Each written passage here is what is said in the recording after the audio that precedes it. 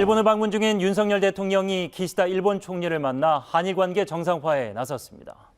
한일 셔틀 외교 복원을 확인하는가 하면 일본은 수출 규제도 해제했습니다. 오늘 첫 소식은 일본 현지 취재기자 연결해 자세히 알아보겠습니다. 김용재 기자 전해주시죠. 네, 조금 전 윤석열 대통령과 기시다 총리 두 정상이 만나 한일 정상회담을 가졌습니다. 한국 대통령이 양자회담을 이유로 일본을 방문한 건 지난 2011년 이후 12년 만입니다. 윤 대통령의 방일에 맞춰 일본은 우리에 대한 수출 규제를 해제하기로 했습니다. 우리 정부도 일본을 대상으로 한 세계무역기구 WTO 제소를 취하하기로 했습니다. 양국은 또 수출 우대 대상국인 이른바 화이트 리스트 목록에서 서로를 제외한 것도 조속히 정상화하도록 논의를 이어가기로 했습니다. 윤 대통령은 총리 관저에서 열린 정상회담 모두 발언에서 양국 협력의 필요성을 언급했습니다. 한국과 자유, 인권, 법치의 보편적 가치를 공유하는 일본은 안보와 경제, 글로벌 어젠다에서 협력해야 할 파트너라고 강조한 겁니다. 기시다 총리도 한일 관계의 새 장을 열 기회라고 표현하며 형식에 얽매이지 않고 셔틀 외교를 재개하는 데 합의했다고 말했습니다. 당초 대통령실이 목표라고 밝힌 한일 관계 정상화에는 첫 발을 뗀 셈인데요.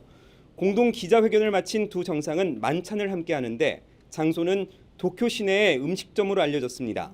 만찬 뒤엔 장소를 옮겨 한 번 더 친교의 시간을 가질 것으로 전해졌습니다. 일본 방문 첫날 윤 대통령은 일단 일본의 수출 규제 해제와 같은 결과물을 얻었습니다. 내일은 경제 외교에 집중할 텐데 양국 재계 인사들이 참석하는 라운드 테이블 등이 예정돼 있습니다. 지금까지 일본 도쿄에서 OBS 뉴스 김용재입니다. 윤석열 대통령이 1박 2일 일정으로 일본 순방길에 올랐습니다. 오후에 기시다 후미오 일본 총리와 한일 정상회담에 나섰는데 양국 관계 정상화와 경제 안보 분야 협력 강화가 주요 의제입니다. 김민주 기자입니다. 윤석열 대통령 내외 등을 태운 전용기는 오늘 오전 9시 50분쯤 성남 서울공항을 이륙했습니다. 우리 대통령의 일본 방문은 4년 만입니다. 윤 대통령은 일본 도착 첫 일정으로 도쿄에서 동포 간담회를 갔습니다. 오후에는 기시다 후미오 일본 총리와의 한일 정상회담에 나섭니다. 이번 한일 정상회담에서는 수출 규제 해제와 한일 군사정보보호협정, 지소미아 정상화 등 양국의 경제 안보 분야 협력 강화 의제가 테이블에 오를 전망입니다.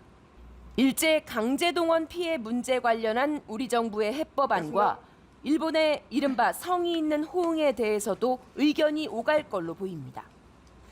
한일 정상은 정상회담 이후 공동 기자회견을 통해 논의 결과를 발표할 예정입니다. 별도의 공동 성명은 나오지 않을 것으로 전해졌습니다. 앞서 윤 대통령은 일본 출국 전 북한의 장거리 탄도미사일 발사 소식을 보고받고 국가안전보장회의 NSC에 임석해 무모한 도발은 분명한 대가를 치를 거라고 경고했습니다. 이번 NSC는 윤 대통령의 일본 출국 전 김성한 국가안보실장 주재로 열렸습니다. OBS 뉴스 김민주입니다. 윤석열 대통령과 기시다 후미오 일본 총리, 한일 정상이 12년 만에 마주 앉았습니다. 두 정상은 한일 관계 정상화를 위해 협력하자고 합의했지만 과거사에 대한 일본의 직접적인 사과는 없었습니다. 일본 도쿄에서 김용재 기자입니다. 윤석열 대통령이 차량에서 내리고 기시다 후미오 총리가 환한 얼굴로 맞이합니다. 두 정상은 태극기와 일장기가 나란히 개양된 단상에 올라 자위대 의장대를 공동 사열했습니다. 이어진 한일 정상회담. 윤 대통령은 일본이 협력 파트너라는 점을 강조했습니다. 우리 한국의 국익은 일본의 국익과 제로섬 관계가 아닙니다. 저는 윈윈할 수 있는 국익이라고 생각합니다. 기시다 총리는 벚꽃을 언급하며 정상화되는 한일 관계를 꽃피는 봄 날씨에 빗댔습니다.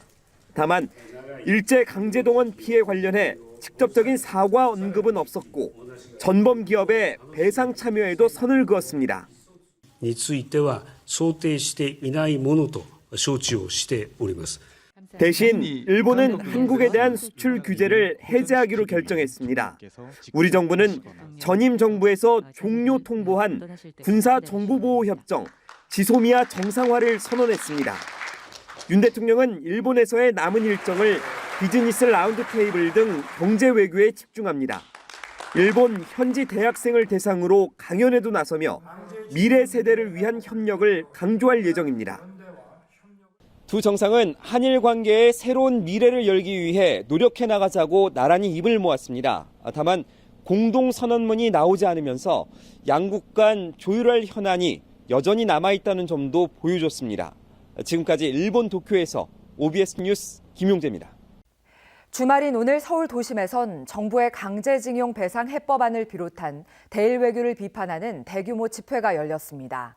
반면 정상회담 결과에 찬성하는 집회도 열렸는데 양 진영 일부 참가자가 충돌을 빚기도 했습니다. 백소민 기자입니다. 일본은 사죄하고 배상하라! 파란색 풍선과 시민단체 깃발이 서울광장 앞을 가득 채웠습니다. 정부의 강제동원 해법 철회와 한일 정상회담을 규탄하기 위해 모였습니다. 역사 정의를 되찾고 피해자의 인권과 명예회복을 위해 끝까지 싸울 것을 다짐한다. 시민단체들의 대규모 집회는 지난 6일 정부가 강제동원 해법안을 발표한 뒤 세 번째입니다. 이번 강제동원 해법안은 정부가 직접 일본에게 면죄부를 줬다고 비판했습니다. 아울러 이번 회담 또한 대통령이 직접 구상권 청구는 없을 것이라고 못 박았다며 피해자 인권과 자존심을 짓밟는 행위라고 규탄했습니다. 한일 역사연대를 포함한 만여 명의 시민들은 서울시청에서 일본 대사관까지 행진했습니다. 촛불 전환 행동도 오늘 오후 서울 중구 태평로 일대에서 정부 규탄 집회를 열고 오후 5시쯤부터 일본 대사관으로 합류했습니다. 신자유연대 등 보수 성향의 시민단체들은 오후 4시부터 서울 삼각지역 인근에서 맞불 차원의 집회를 열었습니다. 한때 양 진영의 시위대가 얽히면서 마찰을 빚기도 했습니다. 광화문과 숭례문을 잇는 세종대로 일부 차로가 통제되면서 극심한 정체가 빚어져 이 구간을 지나는 버스가 우회하는 등 시민 불편이 이어졌습니다. OBS 뉴스 백소민입니다. 지난 한일 정상회담 당시 기시다 일본 총리가 윤석열 대통령에게 일본군 위안부 합의 이행과 후쿠시마산 수산물 수입을 요구했다는 현지 언론 보도가 나왔습니다. 다만 이들 문제에 대해 별다른 진전은 없었다고 전했지만 파장이 커지고 있습니다. 첫 소식 이수강 기자입니다. 기시다 총리는 세 가지를 요구했다고 산케이 신문은 밝혔습니다. 위안부 합의 이행 외 후쿠시마 현산 수산물 수입, 초계기 갈등에 대한 사실 인정과 재발 방지 등입니다. 기시다 총리는 취임 후 줄곧 2015년 이뤄진 위안부 합의 이행을 주장해온 바 있습니다. 후쿠시마 현산 수산물 등의 수입 규제 철폐도 일본이 간절히 원하는 겁니다. 2011년 후쿠시마 원전 사고 후 한국은 후쿠시마 등 8개 현의 모든 수산물 수입을 전면 금지하고 있습니다. 다만 산케이는 이들 문제에 진전은 없었다고 보도했습니다. 2018년 발생한 레이더 초계기 갈등에 대해 윤 대통령은 이 문제는 서로 신뢰관계에 문제가 있어 발생했다고 말했습니다. 또 앞으로 신뢰관계가 생기면 서로의 주장을 조화시켜 나갈 수 있다고 밝혔습니다. 정상회담 당시엔 이 같은 내용이 알려지지 않았습니다. 今両国の外交当局間で調整が進んでいるわけですので、これについて今何か具体的なことを申し上げるのは適切ではないと思っています。 보도에 따르면 기시다 총리는 독도 문제와 조선인 강제노역 현장인 니가타현 사도강산의 유네스코 세계문화유산 등재에 대해선 거론하지 않았습니다. OBS 뉴스 이수강입니다. 대통령실은 외교 채널을 통해 일본에 유감을 표시하고 재발 방지도 당부했다고 밝혔습니다. 한일 정상회담 성과보다 논란이 더 부각되자 적극 차단에 나선 겁니다. 계속해서 김민주 기자입니다. 대통령실은 국민의 안전과 건강을 위협하는 일이 있다면 절대 받아들일 수 없다고 했습니다. 최근 한일 정상회담에서 후쿠시마산 수산물 수입 규제 철폐 문제가 논의됐다는 일본 언론의 보도에 대해 직접 진화에 나선 겁니다. 일본 정관계 인사들이 윤석열 대통령을 접견한 자리에서 입장을 표명한 정도라는 얘기입니다. 대통령실은 독도 영유권과 위안부 합의 문제에 대해서도 논의된 바 없다고 거듭 반박했습니다. 역시 일본발 보도를 일축한 건데 외교 채널로 유감을 표시했다는 점도 알렸습니다. 윤 대통령은 후속 조치에 힘을 줬습니다. 한일 관계 개선 및 협력에 관해 국민들께서 체감할 수 있도록 각 부처는 후속 조치에 만전을 기해달라고 당부했습니다. 당일 성과를 놓고 비판 여론이 거세지자 국민들이 체감할 수 있도록 노력해달라는 겁니다. 때마쳐 일본 학생들의 한국 수학여행 재개 소식이 전해졌습니다. 양국 청소년들이 우정을 쌓고 한일 미래세대 교류의 새 출발을 만들어간다는 점에서 의미가 큽니다. 하지만 정상회담 여지는 계속되고 있습니다. 이번엔 유승민 전 의원이 한심하다고 했습니다. 가해자가 피해자의 마음을 열려고 노력해야 하는 거 아니냐며 일본인의 마음을 여는데 성공했다고 자평한 대통령실을 꼬집은 겁니다. 방일 외교 성과보다는 국민 정서에 민감한 사안들만 부각되며 대통령실 고민이 깊어지고 있습니다. OBS 뉴스 김민주입니다. 기시다 후미오 일본 총리가 오는 7일 1박 2일의 일정으로 한국을 방문합니다.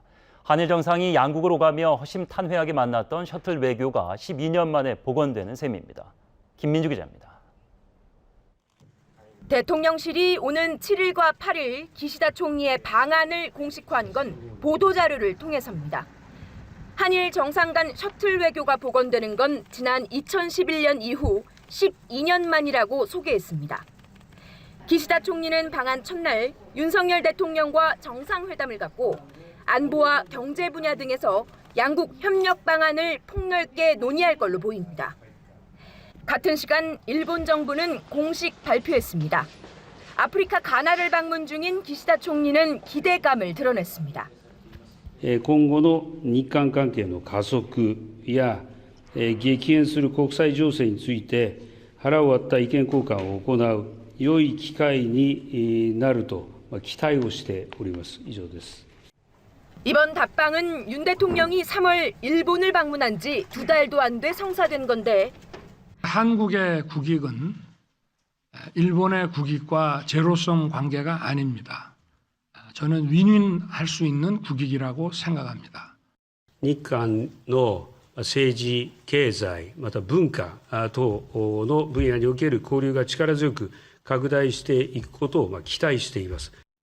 당초 6월 이후로 예상됐던 답방이 당겨진 계기. 최근 한미 정상 간 밀착 행보가 영향을 줬다는 게 대체적인 시각입니다. 윤 대통령은 국빈 방문 이후 처음 주재한 국무회의 모두 발언을 한미 동맹에 쏟았습니다. 한미 동맹은 가치 동맹의 주춧돌 위에 안보 동맹, 산업 동맹, 과학기술 동맹, 문화 동맹, 정보 동맹이라는 5개의 기둥을 세웠습니다.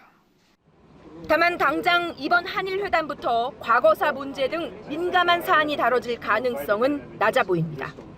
OBS 뉴스 김민주입니다.